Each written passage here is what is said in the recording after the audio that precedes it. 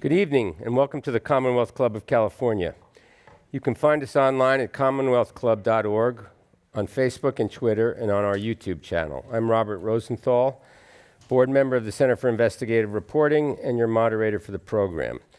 I'm now pleased to introduce our special guest, David Cay Johnston, Pulitzer Prize-winning journalist, founder of DCReport.org, and author of the new book, It's Even Worse Than You Think: What the Trump Administration is Doing to America. And some of you may have read a book that he did last summer, the summer of 2016, The Making of Donald Trump. Tonight we're meeting where a constitutional crisis actually may be brewing in Washington over the publication or the release tomorrow of the secret report from the Nunes Committee. So while there's tweets distract us and dysfunction, acrimony, investigations, and attempts to undermine investigations are dominating the news headlines, President Trump's administration is radically changing the policies, removing regulations, and recreating programs that have defined American politics and its effect on all of us for many years. In its first year, the Trump administration's efforts to defund Obamacare, repeal LGBT protections in the workplace, impose tax cuts, and deport undocumented immigrants have significantly impacted millions of Americans, all while the media, the mainstream media, has struggled to keep up. Beyond the tweets, firing scandals, and indictments, how will Trump's policy agenda continue to affect our lives? David Cay Johnston has many of the answers to that. David's career in journalism goes back to when he was 18 years old and was recruited by the San Jose Mercury News because of his reporting for two small weekly papers in Santa Cruz. At age 19, the Mercury hired him as a staff writer. Over the next 4 decades, David's award-winning investigations appeared in that paper, the Detroit Free Press, the Los Angeles Times, the Philadelphia Inquirer, where I first met David, where we both worked 30 years ago, and the New York Times. And I'll just say one thing. Between the two of us, we probably have 100 years of experience in journalism. And you still have black hair. Yeah. It's just genetics. His coverage of tax issues in the New York Times from 1995 to 2008 exposed so many tax dodges and tax cheats that one law professor called David the, quote, de facto chief tax enforcement officer of the United States. David first met Donald Trump 30 years ago when he was a reporter at the Philadelphia Inquirer and covering Atlantic City and the casinos. He was working in the business department. I was city editor then. And he made a name for himself even then. But since that time, he has been chronicling Donald Trump's personal life, business dealings, from his casinos to his marriages and beyond, which leads to our discussion today. So, David, you're not shy. I can tell you that, which is one of the earmarks of a great reporter. Take us back to when you first met Donald Trump and your impressions of him from 1988, and what were you covering? Well, I had left the LA Times where I had spent several years exposing Daryl Gates in the LAPD. I was the first person to do that, and various other folks that made me a pariah to some of the editors. And the Philadelphia Inquirer was willing to take on my idea that casino gambling was going to spread all across America because of a U.S. Supreme Court decision, which it did.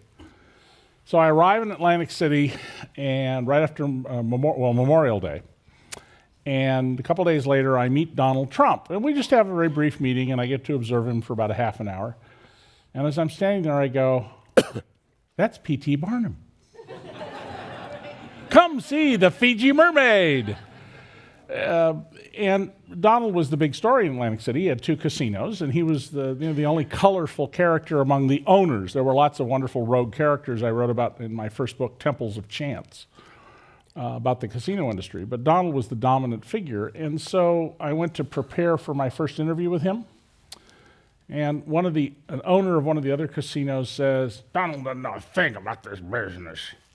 And I go, oh, come on, he owns 2 casinos. What do you mean he doesn't know a thing about the business? And then I go to the government regulators from the state of New Jersey, and they go, Donald is not what we call an operator.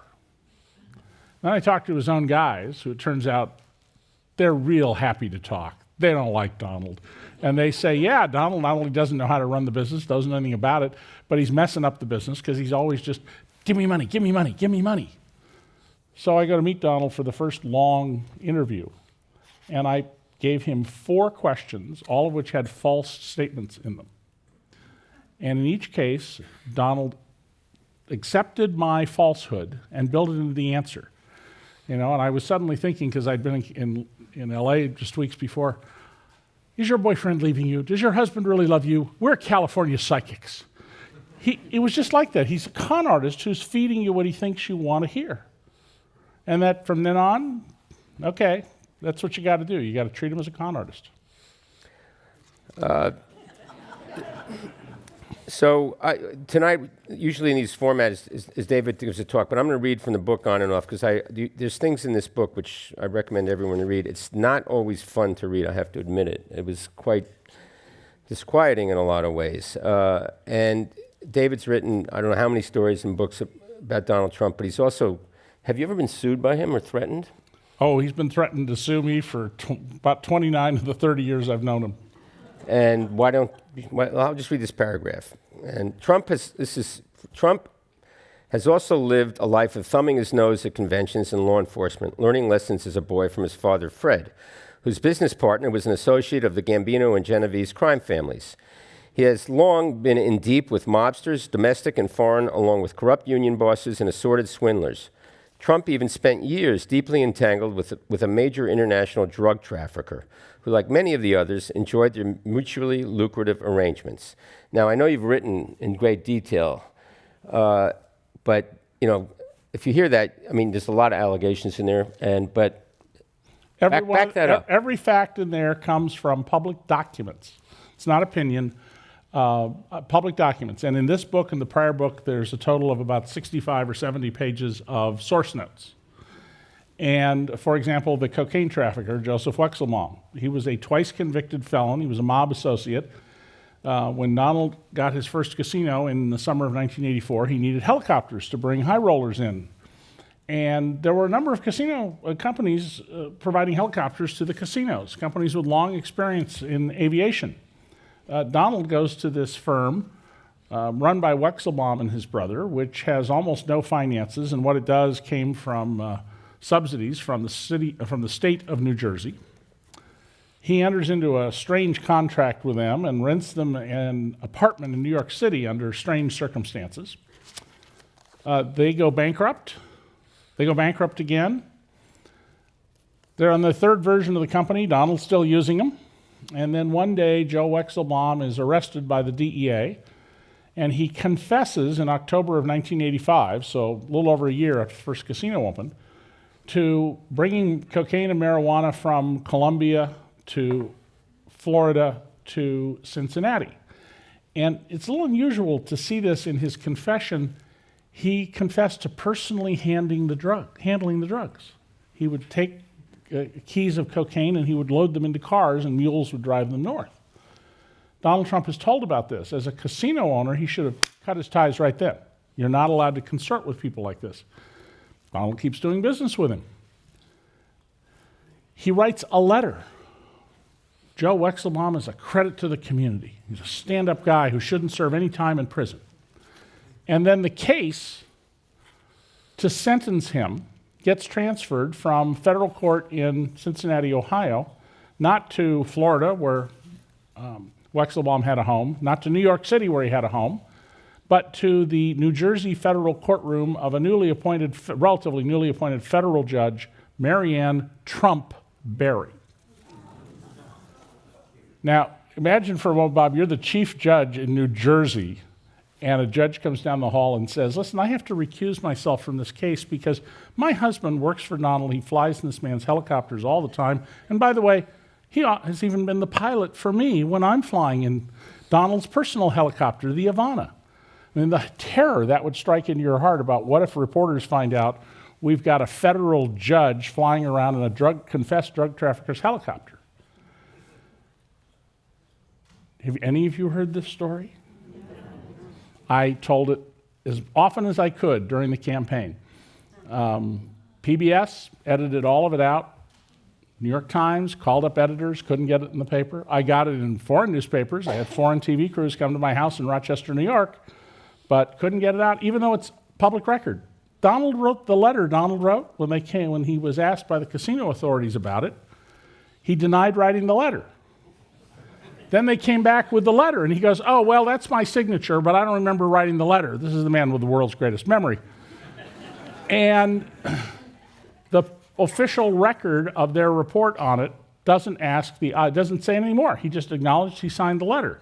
What is the obvious next question you would ask about why would you sign a letter like that could cost you your very lucrative licenses for, at that point, 2 casinos? And they didn't ask the question. And I think the obvious question is, are you in business with this guy? Is he your partner? Are you sending him a signal? Don't worry, I'll never rat you out to law enforcement. Be cool. Because that's exactly what I believe he was doing.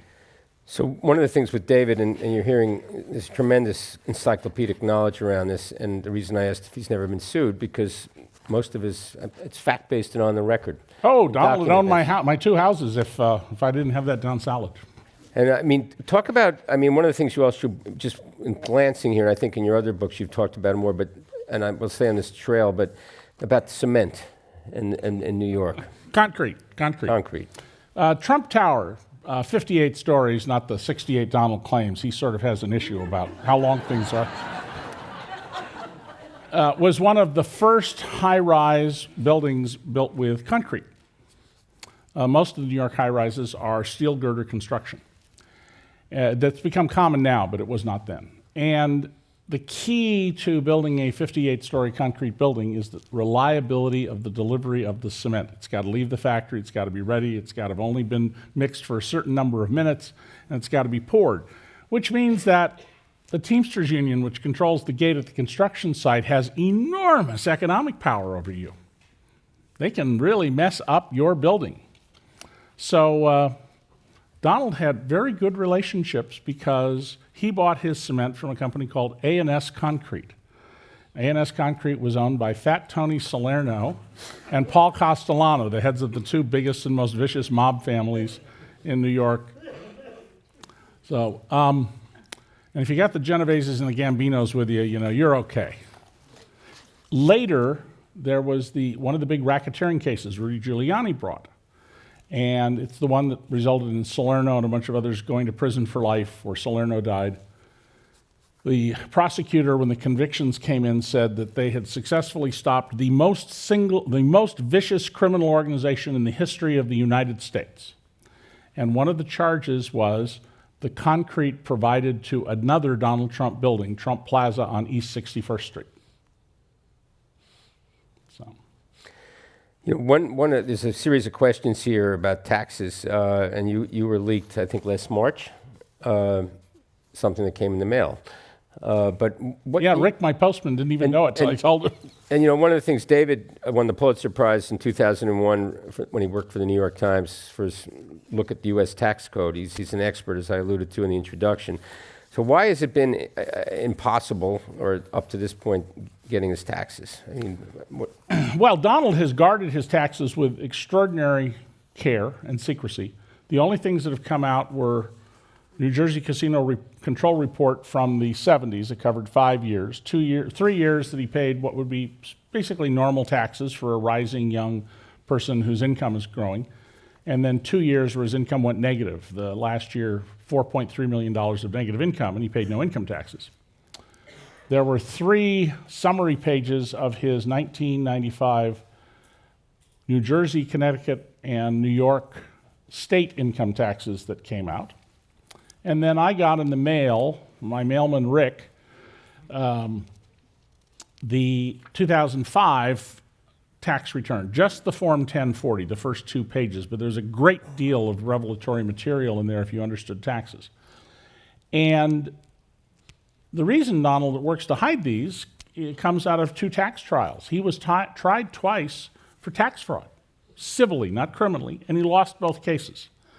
And in these trials over his 1984 tax return, remember he just opened Trump Tower and his casino, so his income had just exploded. He filed what's called a Schedule C. It's what I file as a freelance writer. It's what many independent consultants and businesses file. He showed this much income, 0, and over $600,000 of expenses. So auditors from the state of New York and the city of New York said, excuse me, we'd like to see the books and records. Please show us receipts, evidence that this money was spent and that it was reasonable and necessary to earn the income. Donald doesn't have any, but he tells Jack Mitnick, his tax lawyer, who'd done his and his father's taxes for years, and he's also a CPA, to take it to trial. Well, at trial, Jack Mitnick is shown by Judge Gregory Tillman of the city of New York the only tax return the city has, the one that was stamped as received. It's a photocopy. And Mitnick looks at the return and says, that's under oath, that's my signature, but neither I nor my firm prepared that tax return. I don't know how much better evidence of fraud you need than that, but Judge Tillman said in view of the fact that they couldn't find the original, he would waive the penalties. The state court judge slapped him with the maximum penalties for the same set of facts. And Donald's tax returns, I have no doubt, will show tax fraud. And they'll show dubious expenses of all kinds. I'm the shadow IRS commissioner, if you follow Shadowing Trump on Twitter, and like the British have a shadow cabinet, or the shadow cabinet. And I tweeted about, gee, did Donald take a reasonable and necessary business deduction for the $130,000 of hush money that he went to Stormy Daniels? So do you think, I mean, we're in San Francisco, so the questions are not, they're coming from one direction. But, excuse me, I was born here. Yeah, that's true. Christmas Eve. Do you think Mueller is, I mean, the question of not only the business dealings and Russian investments in Trump's real estate in the last 10 years before he ran. Right. Would Mueller have access to the tax returns, and what do you think he's looking at? Mueller has the tax returns, and you know that because it's simply the way a competent prosecutor operates, and Mueller is as good as it gets. So there's no privacy issues with that? No, not at all. No, this is a law enforcement investigation. There's a procedure you have to go through, and there's paperwork and things you have to do to get the tax returns. But absolutely, he has the tax returns. But tax returns are just the starting point. It's the books and records behind them that matter. Now, Donald has a habit. First of all, when he was in business, at the end of each month, he would tear up and throw away his calendar. So he could always say, I don't know, there was a meeting, I don't remember. Secondly, the city of New York went to audit his first big project, the Grand Hyatt Hotel. He'd been paying about $2.6 million a year annually as in lieu of rent because of the profits of the hotel. And all of a sudden, one year he paid less than $600,000. So the auditors say, we'd like to see the books and records. No, you can't see them. They get a ruling, yes, we can see them. They show up, well, you can't see them today. They show up, oh, it turns out that a water main broke. The auditors find out that there's an electronic backup in Chicago. So they go to Chicago. Oh, somebody last night was saving everything and they accidentally erased the records. Well, ultimately, they actually find the records, no water damage, in a storage building in New Jersey. That's the kind of extent that he goes to hide while he's lying and denying. So you probably know as much as anybody about his career and life, but in somewhere in the book, I think you wrote, he's remarkably agile at doing as he chooses and getting away with it. How do you explain that? I mean, well, why doesn't anything stick? Okay, the vast majority of people who commit murders never get arrested. And the LA Times did a project some years ago, only 28% of homicides over 10 years in LA County were solved. The solution to a crime simply means the detectives on the case have persuaded their supervisors that they know who did it, even if they can't make the case to arrest that person. And secondly, Donald is very good at compromising people. He beat 4 grand jury investigations. And this goes to the Joe Wexelbaum questions that weren't asked. He was not thoroughly investigated for a casino license. Every casino owner other than Donald got up to 18 months of scrutiny. New Jersey sent detectives all over the world. You know, they went to Lisbon, Spain to look up records. You had to produce every address you'd ever lived at your entire life. I mean, intense, expensive scrutiny, and you paid for this, by the way. He managed to get a 5-month investigation that was not thorough. They didn't even know about 2 of the grand jury investigations till the last moment, which alone should have disqualified him. But once the state of New Jersey didn't just give him a license after a hearing, once he became the only person as a casino owner recommended for a license by the state of New Jersey, the bureaucratic imperative took hold. If they were to ask him the question I did about Joe Wexelbaum, if they were to dig into a lot of other things that he did that would make him unqualified to hold a casino license, they would have to admit that they were wrong in the beginning. And they were never prepared to do that. So he basically has been able, and is continuing, I guess you could argue, to get away with it. And even tonight, when we'll see what happens if these documents are released, a lot of the questions are, can you imagine an impeachment process, and how does that unfold if you were, from your vantage point? I've thought this through pretty thoroughly. I was lucky when Bob and I were young, I actually got a little piece of the Watergate story from Lansing, Michigan, of all places. There's no good ending to this story when Donald leaves the White House. The country will get beyond this. I don't want you to get depressed. We'll get past this. We got through the Civil War. We got through Andrew Jackson. We got through the White House being burned. We'll get through this. But Donald's leaving the White House. The 25th Amendment only works on a voluntary basis, or everybody knows the president got shot, as with Reagan. That's not going to happen. There will be no impeachment unless the Democrats have control of the House and the Senate. And in the Senate, remember, they have to have a two-thirds majority to convict. If that happens, and they impeach Trump and remove him from office, even if it's a charge among many, if the Russians are a charge, and he's a beneficiary, therefore, of Vladimir Putin's interference, can Mike Pence be made president of the United States? Because he would also be a beneficiary of Putin's interference.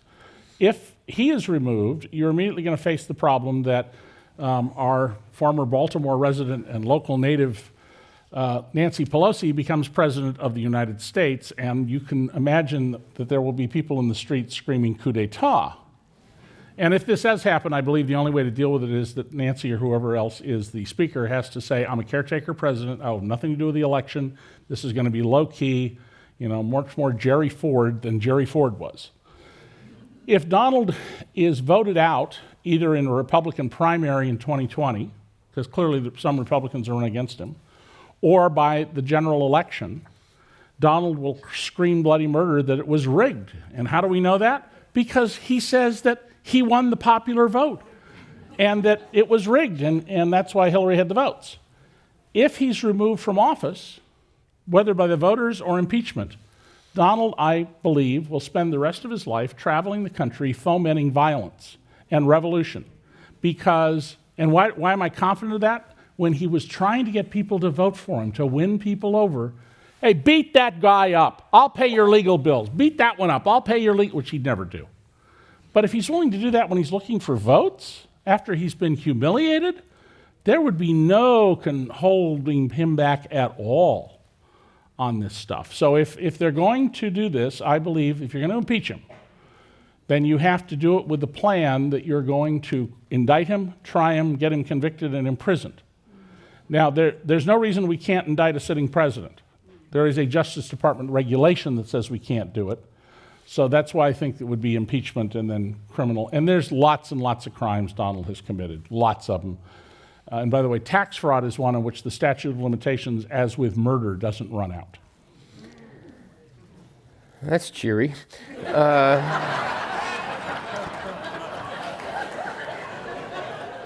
Let's go get a drink. Let's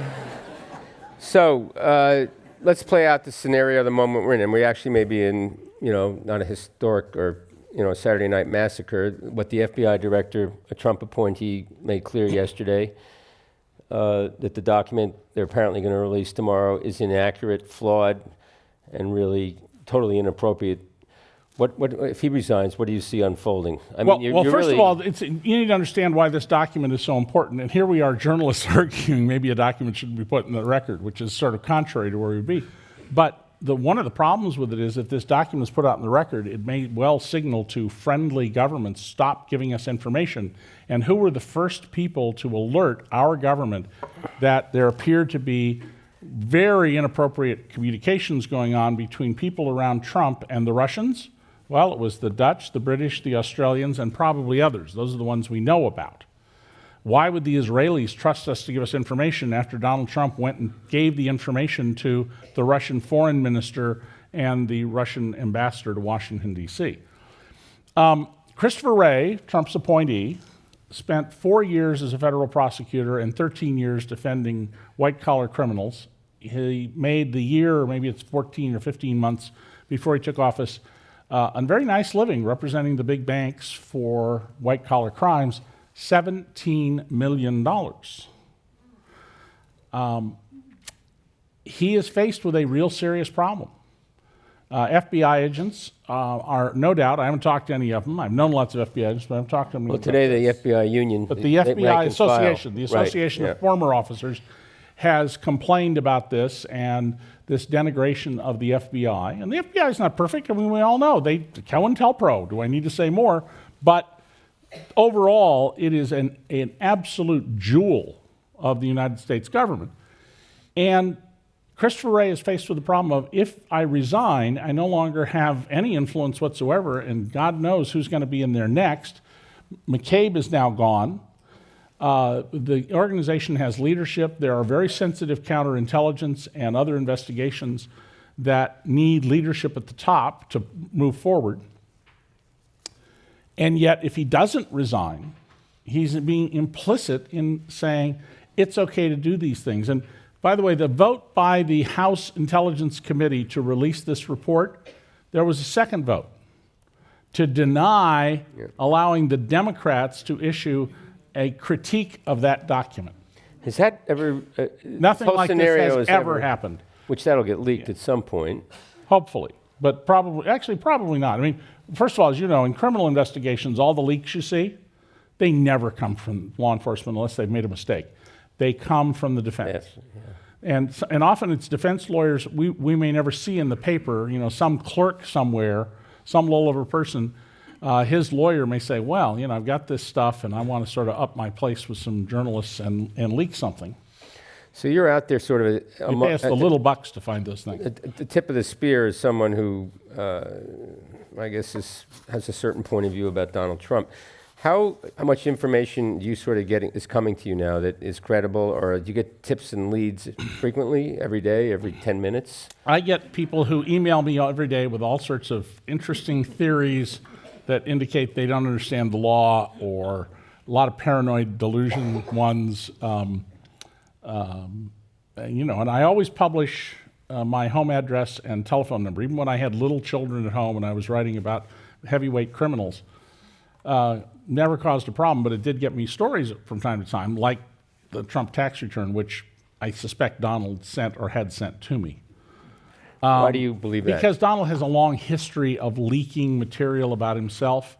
And in 2016, on July 31st and August 1st of 2016, the New York Post, Donald's favorite newspaper, ran really sleazy pictures of Melania. She and another woman naked on a mattress pressed up against a wall. It has a sheet over it. There's lousy lighting. Like years before. Yes. Oh, yeah. These were shot 20 years ago. And they are, but I mean, this is not art, okay? These are just sleazy porn. And the New York Post publishes these things, and then the Post runs a story saying, they asked the Trump campaign what they thought about it. It was like, it's okay, we're cool. That tells you that Donald was the one who either directly or indirectly put the pictures out there. He gets off on that. Is Melania talking to you? No. No. I don't think she's talking to Donald much either. Yeah. Yeah. By the way, you raised the issue of what I think about Donald. Let me be clear. I find Donald to be endlessly fascinating. The reason I've kept files on him all this year, just as I did Daryl Gates, the police chief in L.A. until he died, Barron Hilton, the hotelier who's still alive, and Jack Welch of GE, who gave up all his retirement perks after I explained their economics, and some other people, these people are important. They're going to come back in the future, and I'm going to keep track of them and keep files on them and pay attention to what they're doing, and everyone I've followed has paid off. Well, he also is a subject for a journalist, and I understand exactly what you're talking about because he is fascinating and great story. But he's also, and you allude to this in the book, not that I don't think it's fair to say respect him, but you acknowledge he has a certain, I'll say this, genius or Oh, yeah, awareness, he's and got he's talent. tapped into something Man's got talent. intuitively that has really captured a certain audience. Not here. Well, now you're And in I the think- now you're into the painful part of this. Yeah. Donald Trump's economic platform came out of a trilogy of books that I wrote. Perfectly Legal, And what party, are you registered to vote? Republican. Okay, I just want to get that. out there. Registered. That was a setup. I wrote Perfectly Legal, which John Kerry stopped his campaign for president for 3 days to read. It's probably why he lost. About taxes, free lunch, about subsidies. If you know that Walmart builds its stores with your tax dollars, that's because of my work. And the fine print, which was about restraint of trade monopolies. And in 2012, I went around saying, somebody runs for president on this platform, they're going to get elected because the bottom 90% of Americans are making less income this year on average than they were in 1967. And some of them are living in economic terror, the bottom half. And all you've got to do is articulate how the government is making the rich richer and the rest of you worse off. And what does Donald say? For too long, Washington has been taking care of itself and Wall Street and not you. And I know he watched me on TV because I talked to people he told about this. So in some ways, there's a little irony in all of this. It's my fault. So, yeah, you may be the answer. Has Mueller's team talked to you? No. No, I mean, you never get leaks from the prosecution. You just never do. I don't mean leaks. I mean, you know. There's been no reason for me to talk to him. And there are people ask me, does he come to me? There isn't anything I have. He has subpoena power. He doesn't need me. Well, you've also worked a great deal off of public records that are totally Yes. available. Yeah, and I mean, they may well have, went and checked things that were in books of mine or something and then said, let's go get these records.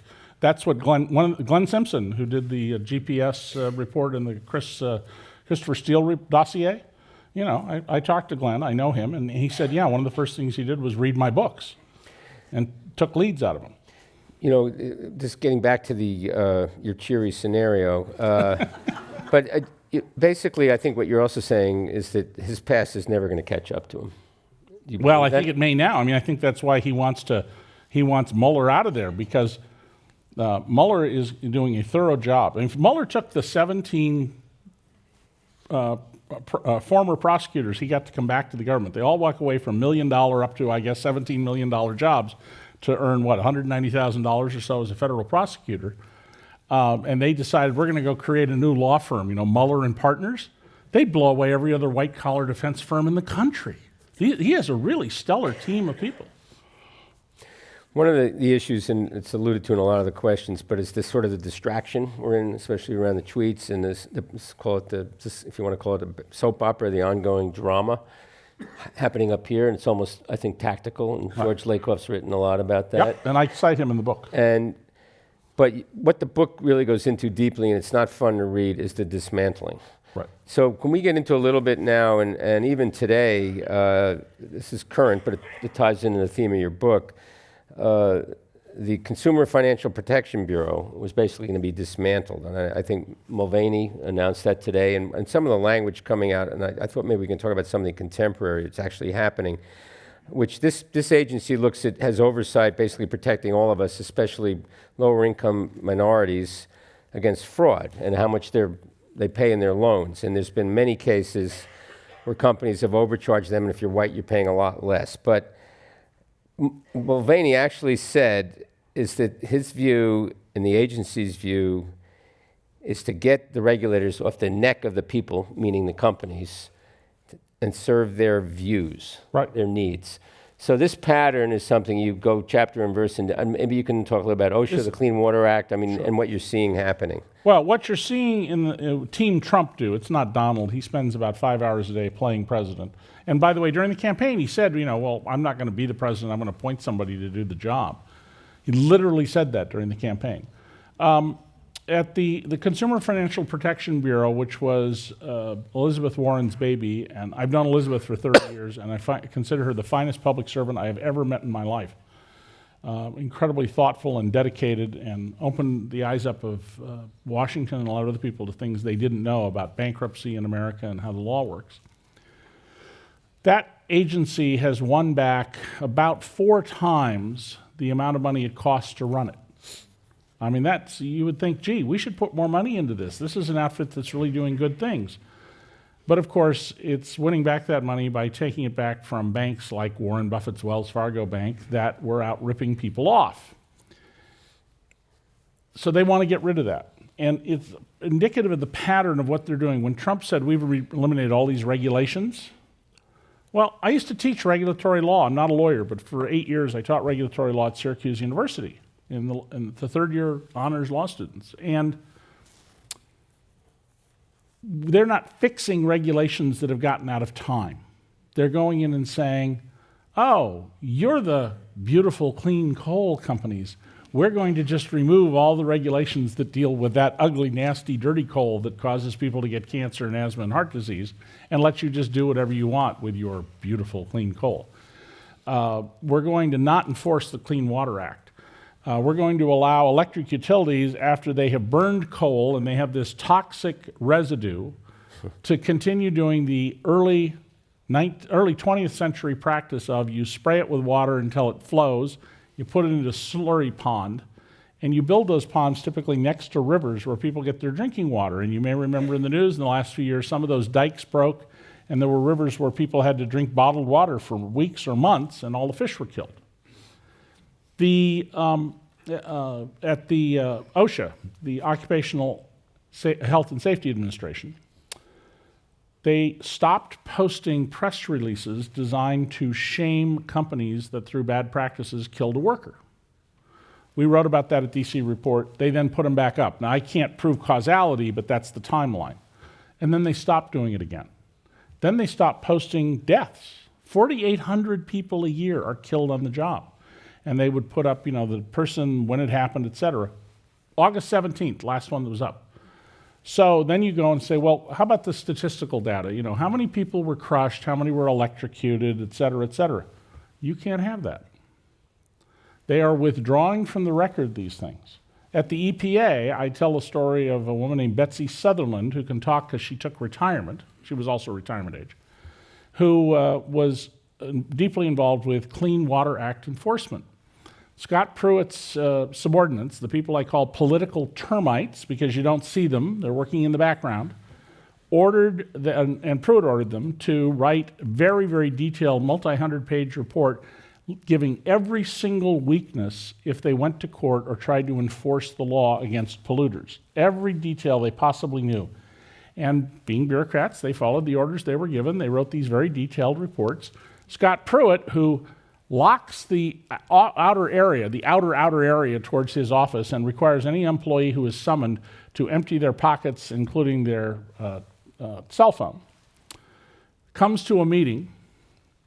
It's a one-way conversation. Occasionally, Pruitt or one of his people will say, I'm sorry, I didn't catch that word, that kind of question. And then they took all the information and left. Well, we don't literally know what they did with it because they won't tell us, but I would guess there's a very good chance that this particular report is at the U.S. Chamber of Commerce and all the big coal companies. So there's a huge amount of information in this book, and again, it's sort of stunning, I think maybe depending on your political points of view. But how do you imagine this sort of all being conveyed? I mean, if you want to talk about Scott Pruitt, I mean, it's outrageous, really, what you lay out in the book, and a lot of that's been out there. But nothing, is this going to stick? Do you see this translated into specific tactics that really can change the political dialogue? And when you look toward the midterms, or is it just too much for people to understand? Well, that's part of the problem is how is the public going to respond to this? I mean, one of the things a lot of people have is Trump fatigue. And I've had many people in the radio shows and things I've been doing who call in who go, I know more than I want to know about Trump. And I try to say to them, yeah, but you know about the falderall and the tweets and the racism and the palace intrigues. You don't know what he's doing to you. And I think people in specific interest groups and areas have to arouse people's interest about what's happening here. We have a lot fewer deaths from asthma, cancer, and heart disease than we would otherwise have because Richard Nixon signed the Clean Air and the Clean Water Acts. And we have enforced them. And we have fewer worker deaths. We had been doing not as good as we could, but a reasonably good job of over time dealing with worker deaths and injuries on the job, underfunded OSHA, but got better. Clearly, if you're a marginal employer, well, maybe I'll follow the best safety practice. Maybe I'd like to buy a boat this summer. And the cost of killing a worker is minimal to a significant corporation. Well, the Clean Water Act is being undone. Yes, I mean, you absolutely. talk about that. They're Do you want undoing to it. talk about what's happening with that and what you think might That come? should be a bipartisan issue. I mean, you want your kids drinking water laced with cadmium. It's real simple. If you do, well, fine. Did in all your dealings with the president and Mr. Trump over the years, Donald, as you call him, have you gotten under his skin that you're aware of, or You have the book? Can I Yeah. borrow the book? Sure, Here. it's all marked up here. Oh, the back quote. Donald Okay. gave us a blurb. It's on the back of the book. He didn't mean to give us a blurb, to be clear. I know the reporter is a weird dude who's been following me for 25 years, so obviously he hasn't done well. He's been following me in a negative fashion for 25 years, always a hit. And I'm president, so he hasn't done a very good job. What was? I don't disagree with him on that one. What was the He's context president. of that comment? After I got Donald's tax return, and the White House authenticated it, and they also did something that's one of the most disreputable things you can do as a PR person. Before my story was posted at DC Report, and right after that I went on Rachel Maddow, but we broke the story, Sean Spicer gave copies of it to all the newspaper and TV reporters. You just don't do that in public relations with somebody's story. It's considered just about as bad. You notice Bob's agreeing with me here. And the next day, he went on Tucker Carlson, who is the new Bill O'Reilly. And his tax return was $153 million of income, $100 million tax shelter that I write about and explain, an illegal one shut down by Congress, and $49 million of taxable income. $153 million. Donald goes on Tucker Carlson and says, well, I made $250 million, and then there was this $100 million deduction I got, so then it's $150 million. Man can't even keep his own tax return straight. So, what would be the benefit of his leaking that to you, if you think it came from the Trump White House? First of all, it showed he made a tremendous amount of money, $3 million a week. Secondly, he paid a lot of taxes. By the way, most news organizations said he paid $38 million in taxes because that was the White House press release. If they had just looked at the return, they would know he paid $36 million in taxes. Reporters often read the press release and they don't look at the evidence right in front of their eyes. The reason Donald wasn't thrilled when the story appeared is I think he expected I would write a story saying you made a lot of money and you paid a lot of taxes. You paid about roughly the rate that I do, about 24%. Except that, but for a backup tax called the alternative minimum tax. How many of you pay the AMT, if you know? Fair number of people.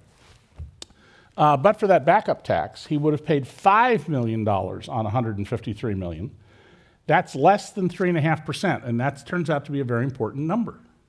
In 2005, the poorest half of Americans who filed tax returns made $300 a week, not $3 million a week, $300 a week, and their average federal tax rate was a little more than 3.5%. Donald has called for eliminating the AMT. That means Donald Trump believes on $3 million a week that he should be taxed more lightly than people who make $300 a week.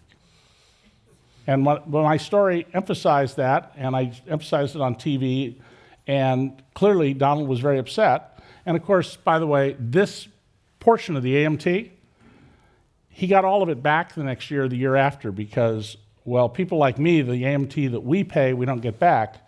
If you're in real estate, it is essentially a refundable tax against future depreciation. Have any Future income. Have you ever been approached to work on a campaign or as an advisor, or do you think would you do that at No. this juncture? I'd be a terrible politician, Bob. Not a politician. You know that. But you're not a politician. But I mean, as Oh, an you mean advisor. to work? No, I don't do that. I speak to anybody. I mean, I'll speak to anybody. I speak to right-wing groups, left-wing groups. The only person I won't do a show on, and he calls me a coward, is Sean? InfoWars, because Alex Jones, who is so crazy, Donald Trump endorses, by the way, that he's real news, not fake news. You can go on the internet and watch his 45-minute rant. Interdimensional beings have taken over the elites, but thanks to InfoWars, it's beginning to come out. Well, he has a big following too, which is that we can get into the whole media. Have you That's ever really terrifying. You're right. huge following? And that's Hope one of the things interdimensional that beings don't we're in come. a moment where obviously I call it the divide, the information divide, whether you want to call it the media divide, and the audience goes where they want. But Alex Jones does have a huge following. Sean Hannity has a huge following. Have you been on Hannity, or would you? I don't think that Sean Hannity has the courage to put me on his show. Okay, that may get it. Okay. And by the way, If you're tweeting, do that one. I also, Sean, and I'll tell you this, Sean Hannity doesn't have the courage to put me on live. Fox tapes most of those shows you see. When I'm on CNN, ABC, MSNBC, BBC, which I'm often on in prime time from my home, those are all live. But when I was on Bill O'Reilly, it was taped, so he could edit it and make you look the way he wants. Sean Hannity doesn't have the courage to have me on his show live, and that in itself shows that he's not fair and balanced. Let's talk a little bit about the media. I mean, there's a lot of questions around that, and sort of the question of following tweets is in terms of, instead of going what you've done in your book. I know you're fairly critical of what I think mainstream media has done or not done. During the campaign, there was terrible failure to scrub the candidate. That's the term in the business for investigating the background. But I actually think the coverage in the White House by the New York Times, the LA Times, Knight Ridder, Politico, Bloomberg, Washington Post has been phenomenal. And many of the stories you see, they involve lots and lots and lots of, over weeks, going to this person, getting from that one, teasing out something over here, and then finally being able to pull it together. And I mean, it's really serious detective work, and I'm mightily impressed by a great deal of it. One of the things that was astonishing to me, but maybe not so much to you, is that especially early on and slowed down a little bit, were the leaks coming out of the White House. Yeah, well, what do you make of that? Well, it was like when Donald's guys were leaking to me left and right. This is a man who, he expects absolute fealty to him. It is not only a one-way street. And he tends to hire people who have some flaw somewhere, that they are not going to be as successful somewhere else. And he also has this philosophy that's very important. Donald wrote in one of the books, or someone wrote for him in one of the books, he said in speeches and in a number of forums that his life philosophy is revenge. If someone just declines to do you a favor because they think that they ethically can't do so, hit them in the face 15 times. And he says, I get pleasure from destroying the lives of these people. And he tells about a particular woman who he got rid of, and then her marriage fell apart, and she lost her home, and it made him happier and happier as each of these things happened. This is the man Jerry Falwell calls a fine Christian. He says that anyone who turns the other cheek, Sermon on the Mount, is a fool, an idiot, and a schmuck. And he's not using the third word as a redundancy. He means it in the most vile definition of that Yiddish word. So I'm not surprised people are leaking all over the place. Furthermore, this is a White House. He didn't bring a political organization of people who came with him. They went out and grabbed people. And they're in the White House. It's a pretty heady experience. And hey, there's this reporter, and I can and who knows, in the future, leak them something. Do you think there's any sort of solution to the divide? I mean, I'm not sure how this talk would have gone if we were, say, in Missouri or a red state. But are you thinking about that? I mean, the book is really clear. It's really clear where you're coming from. It's not heartening to read it, and yet it's also not something somebody who likes Trump is probably going to read, and you'll be discounted as an whatever. So how do you, when you're dealing with this and thinking about how do you bridge this divide, which I think we'd all like to try and do. Are you thinking about that and a solution? No, yeah, I do. I mean, there has been a more than 40-year, increasingly well-funded campaign to attack honest journalism in this country. Reed Irvine, who started this thing called Accuracy in Media, was the key big early player in this. And I've been the subject of a lot of these attacks over the years. I mean, I've been right in the battlefield with these people, and I can point to things and say, you guys wrote this piece that I did this terrible thing, and that isn't what I said, and B, here's the facts. You can read them. And many of them are people who are not adults. They're children. What the difference between a child and adult, pretty fundamentally, is children make true that which they wish to be true. You know, as grown-ups, we go, boy, I'm unhappy that's the way it is, but I recognize that's the way it is. And we've developed, especially with the internet and the silos where you can be in an echo chamber, a lot of people who don't want to hear any news that doesn't reconfirm what they believe. If you want to know a lot about this, there's a slim, excellent little book by Farhad Manjoo called True Enough.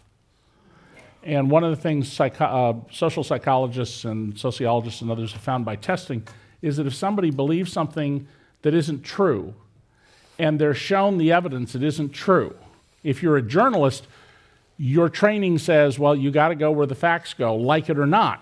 But most people, this research shows, double down, and they just reject the factual world.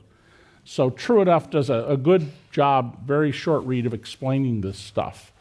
And part of the problem is that, I mean, the underlying real problem to this is America's education system was designed in the early stages of American industrialization, as we went from an agrarian nation after the Civil War to an industrial nation. And that system was designed to produce read and write and arithmetic, not critical thinking skills. I've had better conversations about economics, culture, art, politics with the waiter my wife and I had in a roadside cafe in Austria, the chambermaid cleaning my room in Johannesburg, South Africa, than I've had with people who are senior executives wearing $4,000 suits. And it's very troubling to see that we're not teaching these critical thinking skills. And my friends who are immigrants to this country, one of my best friends grew up in Siberia because his parents were on the outs with the Kremlin. He just marvels at how, you know, he keeps talking about how can Americans not critically think about what's going on? And it's a real problem, but I think the underlying issue is we have to teach critical thinking skills and stop running an education system to produce drones. Thank you. David, in terms of the collusion issues with the campaign, but isn't it go much deeper in terms of Russian and this whole question of Putin? Can you run us through, to the best of your knowledge, sort of the linkage and the investment of the Russian oligarchs or money, especially in real estate? Let me make a suggestion about how to think about Vladimir Putin and influence. Vladimir Putin believes democracy is a joke. He said this repeatedly. He has said they want to undermine democracy. The oligarchs, who are the biggest criminal gang in the world, and he's their head, have repeatedly tried to not only upset the political and electoral processes in democracies, but they have tried to raid the wealth of the West. The whole Icelandic bank scandal was a Russian scheme to steal the pension wealth of England and the Netherlands. If you're Vladimir Putin, you think like the people on Sand Hill Road, the venture capitalists in Silicon Valley. You got all these opportunities to do things to undermine or compromise people or develop people who may be unwitting agents. Lots of opportunities. So out of 1,000, you fund 100, 95 of them are a bust, they didn't work out. 4 of them, maybe Carter Page is in this group, provide you with enough to justify the 95 that went nowhere. And then you get Amazon. Donald Trump is Vladimir Putin's Amazon. And he hit the jackpot. And the Russians have been grooming Donald Trump since 1987 when they provided Donald Trump and his wife with a trip to Russia and royally treated them while they were there. And Donald Trump is not a sophisticated man. He's not a sophisticated thinker. He's not the kind of guy who would even realize he's slowly being sucked in and being compromised. And Carter Page, and you've seen him on TV. I mean, talk about a weird dude. Carter Page was involved with 2 known Russian spies. In fact, there may be 3, but 2 for sure. So it's entirely reasonable that the U.S. counterintelligence operation is looking at Carter Page. What are you doing with these people we know to be spies? Why are you meeting with them? Why are you doing business with them? And now what are you doing with the Trump campaign? And you're named Donald Trump's advisor on international relations, even though you don't have any chops for the job. If you or I were FBI counterintelligence guys, we'd say, yeah, but follow that very carefully. And that's what the Nunes memo is in part about. And so the way to think about all this is, we have an adversary, a hostile foreign power that is determined to weaken our position and that certainly did not want Hillary Clinton in the White House, somebody I don't hold any book for. She tried to get me fired at the New York Times. But he didn't want her because she would have made him feel enormous pain up to the edge of going to war to get him out of the Crimea. She was very clear about that. She wasn't going to go to war over Crimea, but she was going to make him pay if he didn't give up Crimea. And he wants to keep Crimea. He wants his warm water port. So how much, I mean, in terms of the Mueller probe, maybe you're aware of some of these things, but in terms of following the money, the old adage, where is that going? Where do you think it could go in terms of showing the relationship, the potential for money laundering? You know, a lot of these things are in the buzz. Well, when Trump Tower opened, technically in November 30th of 1983, but really in early 84, it was one of only 2 prime residential buildings in New York where anonymous wealth could make a purchase. You know, the state of New York's co-op laws, if the South had discovered them, the civil rights movement would have failed. Under those co-op laws, you want to buy an apartment in New York City, you have to show your tax returns and you know, how your dog barks and everything else before you are allowed to buy into a building. Trump and Olympia Tower, owned by the family of the Onassis family, would take companies that you don't know who they are. So you could walk in and say, hi, I'm a lawyer. I represent a company called Snow Inc. in the Cayman Islands. You know, it might be a ski lodge in Colorado, and it might be a cocaine cartel in Medellin. They don't care. They just say, oh, well, yes, and here's how much the apartment is, and these were premium prices because you got to hide your identity. Trump Tower is full of criminals. It's the most watched building in New York City by Interpol, the FBI, the New York State Police, and has been for years. And so Donald Trump made a lot of money off of selling apartments to these people, and when he got in trouble and he couldn't pay his bankers, you know, he told me one day he's worth $3 million just before I revealed he wasn't a billionaire. And you know, I said to Donald at one point, Donald, if you're a billionaire, why can't you pay your bills? If you're really a billionaire. I mean, who ever heard of a billionaire who can't pay his bills? Because he's not a billionaire. When the banks cut him off, except for Deutsche Bank, the preferred bank for Russian money laundering, he began to get influxes of capital from Russians in various ways. The most outrageous deal, and the easiest to see what was going on, is 2 miles from Mar-a-Lago, some nouveau riche people built a house that would make the Texas oil barons of the 50s look like masters of sophisticated taste. I looked at this building and went, what hath God wrought? And he buys it for $40 or $41 million. In 2008, Donald declares that an act of God has destroyed the real estate market. The market is, he says, dead in all of America. He tries to get out of a loan to Deutsche Bank of $40 million that's coming due. And along comes Dmitry Rybolovlev, one of the oligarchs, who pays Donald $100 million, 95 plus a commission, as Donald tells the story, for this property. Well, once it becomes an issue, and it would have been a big issue if he had been a state senator or a mayor, the cover story that's put out is that Rybolovlev was getting divorced and he's a multi-billionaire and he was hiding money from his wife. Now I want you to just imagine you're trying to hide money from your spouse in anticipation of a divorce. Would you go pay 2 or 3 times what something is worth? I mean, why not just take a match to your money and burn it up? You would buy things at a discount. And they were putting money in Donald's pocket. One of the sons came back from a conference in Moscow and said, the Russians are giving us all the money to buy the golf courses. That was 2007. So is any of that illegal? Is that where Mueller's going, do you think? Depends on what's going on. It could be illegal, it could not be illegal. I mean, well, that's why Trump is so concerned about the answer I always taught my law students to every question is, it depends. So, yes, I mean, I'm sure there's going to be clear criminality involving this, money laundering, deals done in Panama, ripping people off. The previous book, The Making of Donald Trump, has a lot about these corrupt deals and how he ripped various people off. And it isn't just Donald. When they were trying to sell condos in Baja California, where to get there you'd have to drive through Tijuana, which is right now one of the most violent cities in America, I think, in the Americas. I think only Tegucigalpa is more dangerous. they held an event to encourage people to buy, and Ivanka Trump comes. And to persuade one woman to do the deal, she says, well, you know, I'm getting a unit too. Maybe I'll come by and borrow a cup of sugar. I mean, these are polished swindlers and grifters. Well, David's point of view is clear. And near the end of the book, you quote a sociologist named Johnson, and I recommend you all, because I was thinking this book would end with something uplifting.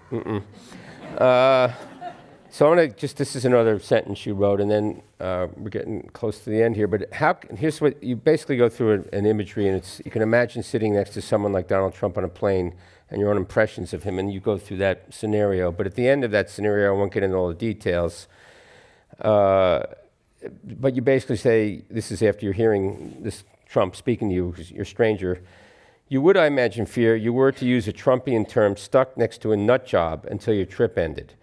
How can it be that millions of people do not see Trump for what he is, a narcissistic, ill-informed, thriving old blowhard? So do you have you've thought a lot about this. And what does it say? Over my life. Yeah, but I mean, also this is really, and you say this in the book, Trump, it's Trump, and this is all about America and who we are and what we are as a country. Because again, if we were in a different part of the country, the reception would be very different. I mean, you're traveling around the United States. Now, I don't know what the audiences are like. You're on radio shows. But why doesn't this stick? I mean, there's this divide around culture, around values, about belief, and there are many people who think, as you said, may take to the streets and to protect him. Well, one of the ways I think about it is when you and I were in high school at the same time, there were ads that if you put this stuff in your hair called Brill Cream, the girls would be all over you, right? Sounds absolutely ridiculous, right? They sold a lot of Brill Cream. When my oldest son was about to go to college, they ran I think I have the timing right, they ran these ads where if you popped open a certain brand of beer in your dormitory, the Swedish bikini team would show up. A particularly absurd idea, and it sold a lot of that brand of beer. People respond to these images, and we're manipulable. And so Donald, through his TV show, sold this image of himself as being this fabulously successful businessman. And the media plays a role in this. Trump, said, I'm worth $8.7 billion, $10 billion, more than $10 billion. At one point he said $11 billion. After he became president, he asked if he could file his financial disclosure statement without signing it under penalty of perjury. And when he was told no, he filed it, and it's $1.4 billion. And that's exaggerated too, because he lists his Scottish golf courses where he has to report revenues and profit or loss as more than $50 million, and he's characterized them as being worth more than $100 million. They're losing money. I don't know about you, but I don't think I'd spend $100 million to buy a money-losing Scottish golf course that doesn't even have revenue to justify that kind of price. So there's a lot of cultural forces at work. But the ersatz experience of television, we haven't fully adapted to. Vance Packard, 1958, wrote a book, The Hidden Persuaders. Why do you pick up the red box rather than the blue box? And Donald is a real master of how to get you to look at, pay attention to the sizzle and ignore that there is no steak. It would be fun to have you and Donald Trump on a stage, and we have a surprise guest. Come on in. But unfortunately, we've reached the point in our program where there's time only one last question. It's a 2-minute warning, and here's a question from the audience, which may lead to a hopeful answer, but potentially a solution. And the question is, hard to imagine, it's worse than I think, but aside from the midterm elections and gubernatorial races, what are the 3 most important points we need to act upon to counter the damage? Oh, I like that. Well, first of all, I'm optimistic. Among other things, you can't be the father of 8 children and not be optimistic. Number one, you need to listen to people who think Donald is terrific and people who disagree with you sympathetically, and find out why they believe the things they do. You don't get anywhere by telling them they're stupid, they don't know what they're doing. Many people who support Donald Trump, may not know jack about politics, but if you were sitting and I've done this, sitting in a blue-collar bar in Michigan or Ohio or Western New York where I live, dressed in the right attire, and something happens on the TV with a sports game, you will see the most incredible analytical skills at work because people are engaged in these things. So win people over, cajole them, make that word part of your life, cajole people to think things may be different. The second thing is don't just post things on the internet and vent, act. Make sure you're registered to vote. Make sure your family and friends are registered to vote. Before Election Day, arrange to go to some district that is turnable and go help. Drive people to the polls. If they had done that in Wisconsin during the recalls, instead of trying to outspend the Koch brothers on ads, imagine unions trying to outspend the Koch brothers on ads, Scott Walker, I don't think, would be governor of Wisconsin, because at the end of the day, it's only the votes that matter. But it's more than that. You got to get people to vote. You got to get them to the polls.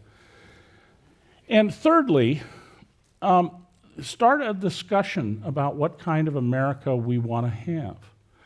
This country was founded by people who embraced the Enlightenment, the idea of reason and fact. And its purpose, I believe, is to ennoble the human spirit and set it free to see what human beings can be.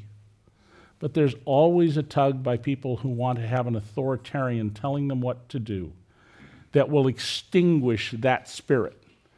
And you want to get people to think about what kind of America do you want? Do you want the kind of America where today you can't walk into a courthouse without being searched and the police have semi-automatic rifles?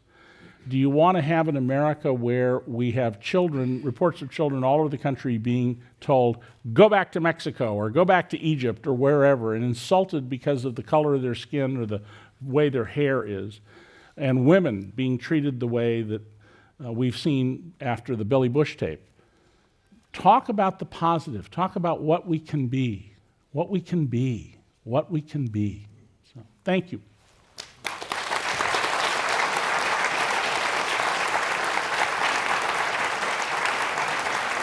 Okay. Well said.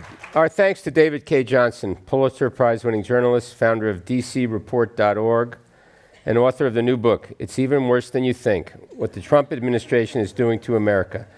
We also thank our audiences here and on radio, television, and the internet. We want to remind everyone here that copies of Mr. Johnson's book are for sale, and he'll be pleased to sign books outside this room immediately following the program. I'm Robert Rosenthal, and now this meeting of the Commonwealth Club of California, the place where you're in the know, is adjourned.